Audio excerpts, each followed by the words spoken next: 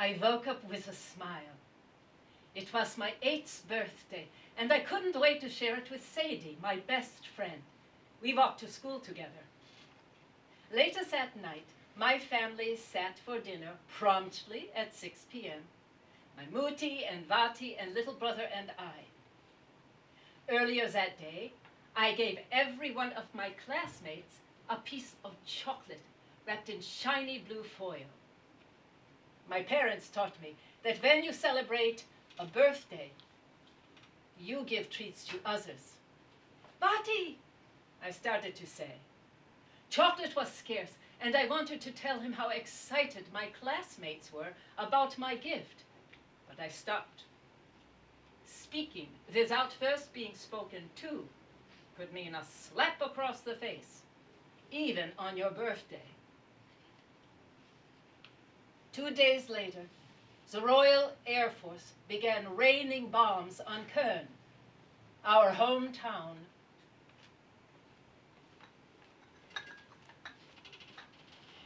Mid-December, I found a self-addressed card in my mailbox.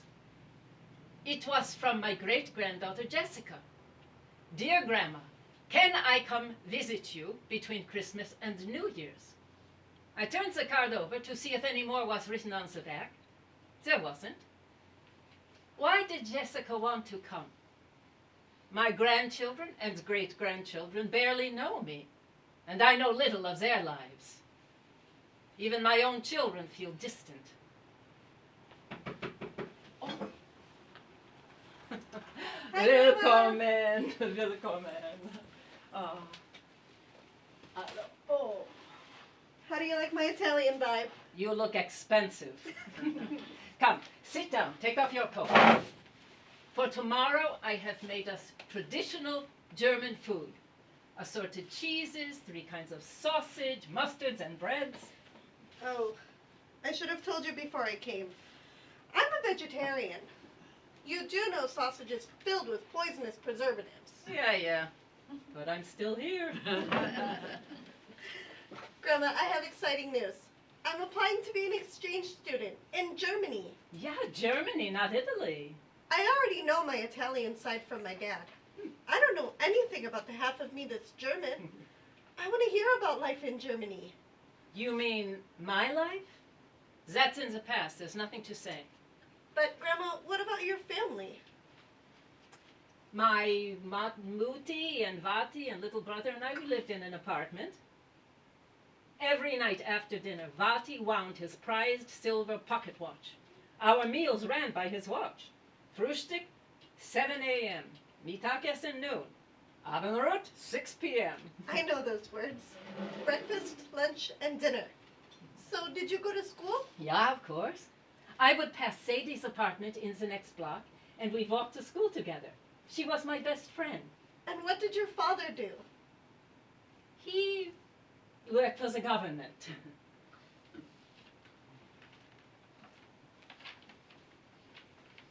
I know he was a Nazi. I can barely make myself say the word. I woke up one night when he came home late, and through a crack in my bedroom door, I could see that his pants were torn and bloodied, and he was wearing a saber. Later that night was called Kristallnacht, the night of the broken glass. A few days before that, our teacher called Sadie and me to the front of the class.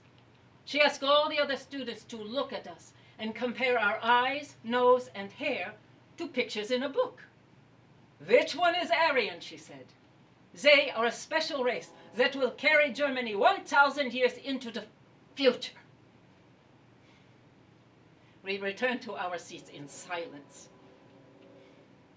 Every year, my Vati took his pocket watch to Hinen, a master watch repairer, for cleaning. This year, he threw it in the kitchen drawer and never spoke about having it cleaned by him again. Vati said, "Shop closed. The monkey is sick." Grandma, were you alive during the war? Oh, yeah, I was. How scary was that? We went on living. After the bombing started, we would listen for the air raid sirens, and we'd run into the coal cellar for shelter. One night, we had new fresh snow, followed by clear skies and a full moon. It was bright as day. The bombs fell so close, we could hear them buzzing before they exploded. Oh my God. Everything went black. Outside, the streets were full of flames. We could smell burning flesh. Our apartment windows were all broken and our stuff had all flown out. The next morning, I learned that Sadie's apartment building was destroyed. My best friend was dead. After the worst night of bombing, people barely talked about it. What good would it do? It was time to move on. Just move on? Yeah, the trains were still running. So my Muti and little brother and I, we left the city. Vati stayed behind to work. After a half a day, we reached a small village. A farm family let us stay in a house on their land. Oh, it was just a shack, a couple of rooms. We used an outhouse. The only running water in the house was a faucet. That was our kitchen. We had a wood stove for cooking and heating. It sounds like summer camp. How long did you stay there? Several years. Several years? There was nowhere to move. One day, Muti was summoned to report to the next village with my brother and me. And she said, "We're not going." The next morning, she put dried branches and newspapers into a burn barrel, lit a match, and told me to bring down all our personal documents. She threw them into the fire, along with our copy of Mein Kampf. You had a copy of Mein Kampf? Every German household had one. A few weeks later, the wireless broadcast, "Our Führer Adolf Hitler has fallen. The war is over." The next day, my Muti told me she was half Jewish. Even my Vati did not know. Her refusal to answer that summon and the American liberators saved our lives. What did everyone say after the war was over? Nobody talked about it. We stayed on in the village. One afternoon, when I was 16, I decided to go to a dance at a beer hall. Frank Sinatra's Always was playing on the jukebox. Oh, the air was solid with cigarette smoke and the smell of beer. It was full of American GIs. Did anyone ask you to dance? I barely knew how to dance. But one soldier taught me a few steps. We tried to speak a few words. He had a warm smile, and we laughed together. So did you ever see him again? Yeah, we went to another dance. Even though I didn't know English, I could tell he was talking about America. It was just a dance. Some people would call me a slut. Maybe I was. I happily melted into the warm arms of the American GI who smiled back, leaning my face close to his. We danced a second time.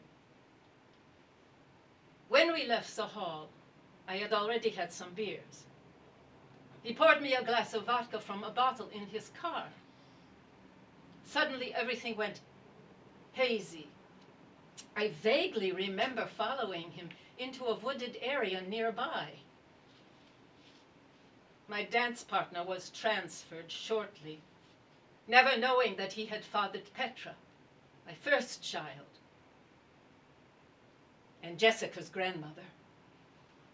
So whatever happened to the guy you met at the dance? He was transferred back to the States. Well, then what? Then I got a job with a doctor and his wife in a big town. I stayed in their house on the weeknights, and I went home on the weekends. I had to walk 2.5 hours each way. I can't believe how far you walked. There was no public transportation. I worked so we'd have money to live on.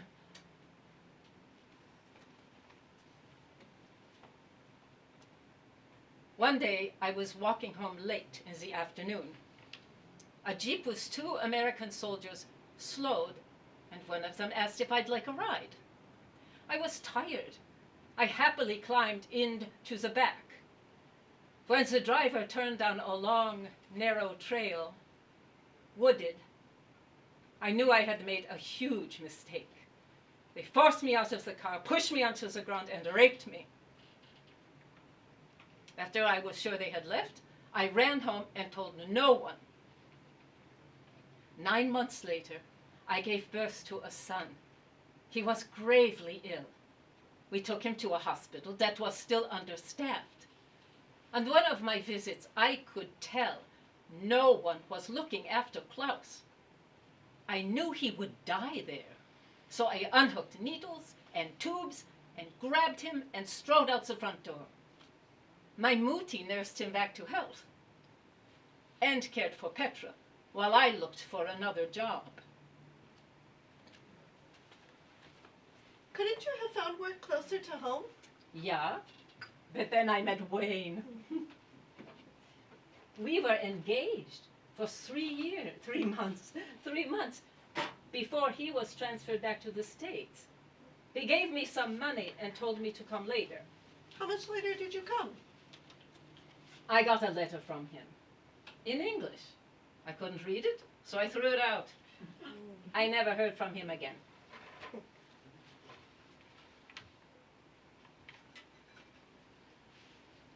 Before I had received Wayne's letter, I learned and threw it out. I learned I was pregnant with his child that I called Thomas.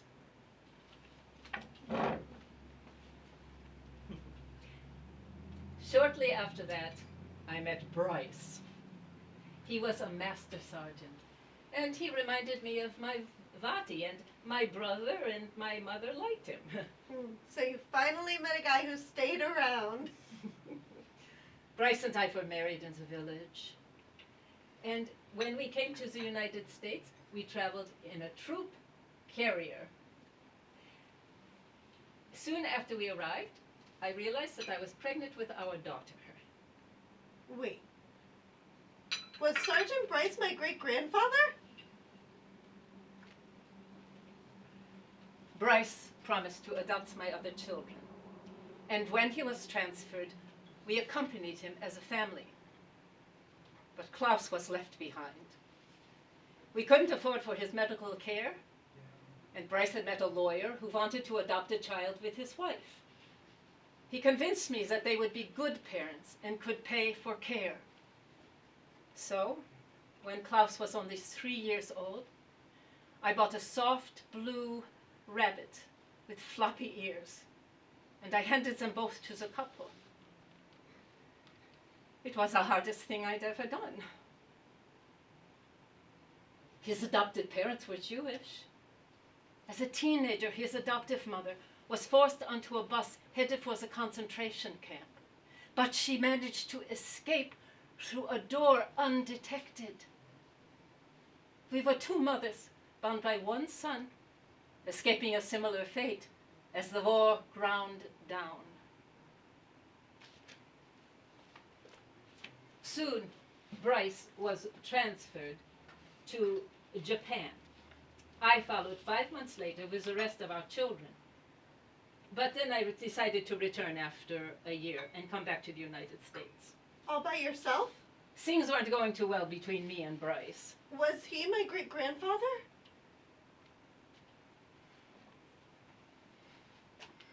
Thomas was playing with Japanese kids when they all started throwing rocks at passing trains. When he came home, my husband beat him so hard with a belt that the buckle broke his sternum. I decided right there and then to leave him and come back to the United States. You won't tell me about my great-grandfather. I still know almost nothing about your life in Germany. I might as well drive home tonight instead of staying like I planned. Jessica. The soldier I met at the dance, I liked him. After so much sadness, he made me smile again. I'd never had alcohol, and one night he poured me too much. He never knew about the baby. He was transferred to the United States, and I didn't know his last name. There's a name for that, Grandma. It's called date rape. Was he my great-grandfather? Yeah. Yeah, he was. I'm a descendant of date rape? Does my grandmother know about her father? I told her he was American, which is true. No one asked details. Not until you, Jessica. Oh, I see something of myself in you. You deserve to know the truth about all of my children and their fathers. Let's get a good night rest, and I'll tell you about it in the morning. Okay, Grandma.